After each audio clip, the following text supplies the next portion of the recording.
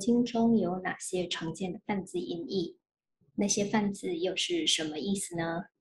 大家好，阿弥陀佛，我是建娥法师，欢迎大家一起来读懂佛经中的梵字音译。今天我们要学习阿弥他巴这个字，汉语音译是阿弥陀，阿弥他巴布达就是阿弥陀佛。阿弥陀佛的信仰非常普遍，现今已经变成汉传佛教徒之间的问候语。见面时会彼此说声阿弥陀佛，打电话去寺院，对方通常也会以阿弥陀佛回应。有些人虽然不是佛教徒，但是遇到困难时，心中有恐惧、害怕、担忧、不知所措的时候，也会在心里或者口中念几声阿弥陀佛，祈求佛的加持。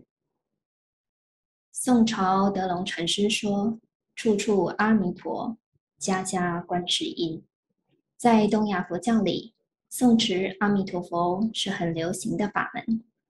大部分人念4字阿弥陀佛，或者6字南无阿弥陀佛，极少人念12字的南无西方极乐世界阿弥陀佛。无论只持多少字的弥陀洪名，念佛时就是通声号导，一心归命阿弥陀佛。有时候我们会听到一些人在争执，究竟是应该念阿弥陀佛呢，还是阿弥陀佛？由于阿弥陀的梵音是阿弥他巴，可见是读阿的音比较正确。但是话又说回来，像日本人就把阿弥他巴变成阿弥达，阿弥陀佛就是阿弥达不子。我们有时候也会把阿弥陀佛简称成弥陀佛，连阿字都省略了呢。佛在毗尼母经中说：“无佛法中不与美言为是，但使义理不失，是无益也。随诸众生因与合因而得受物，因为说之。”见众生可以用自己习惯的语言来诵读经典，即使诵经的音声不纯正、不优美，也不是问题。不能违背佛所说的义理，才是最重要的。同样的，念佛重在诚心、恭敬和专注。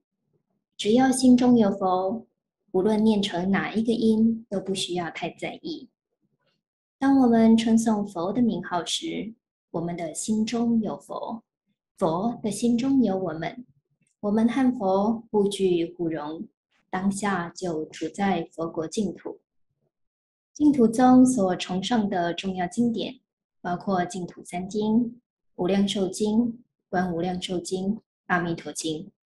这几部经告诉我们，阿弥陀佛的光明无量，能够照耀十方一切世界，无所障碍。佛的寿命以及西方极乐净土的人民寿命，无量无边，八僧祇劫。因此，阿弥陀佛又称为无量光佛、无量寿佛。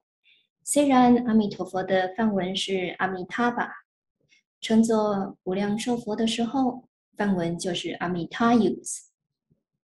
阿弥陀佛无量光、无量寿，心的真生命不增不减，不生不灭。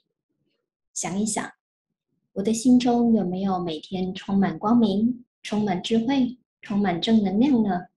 如果有的话，继续保持下去，而且光明再添光明，智慧再增智慧。如果没有的话，从现在开始念阿弥陀佛，犹未晚矣。